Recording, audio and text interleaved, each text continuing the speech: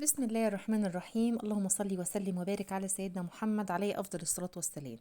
رجعنا لكم بوصفة جميلة وجديدة وحلوة للناس اللي عاملة دايت زي حالتنا كده.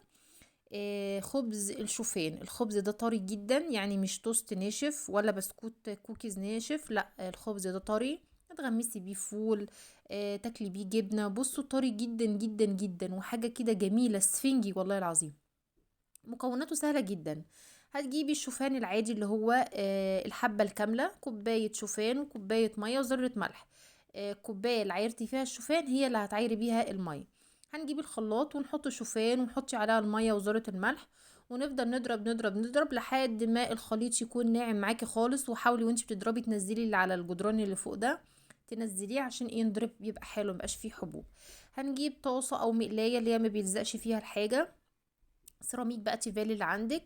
هندهن كده دهنة، انا دهنت زيت زيتون، عايزة زيت نباتي عادي خالص مفيش مشكلة. كمية الخليط اللي عندي هقسمها على 3 ترغفة، يعني هنحط تلت الكمية.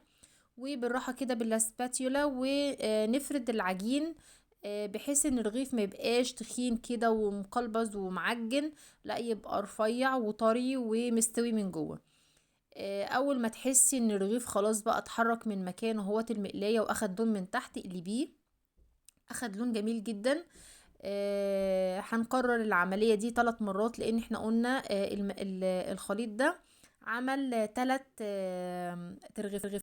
طيب زي ما انت شايفه كده الكميات قدامك 3 ترغيفه، شكلهم حلو جدا وطعمهم جميل جدا ومش طعمه مغير ولا حاجه، طعمه عيش عادي جدا وطري.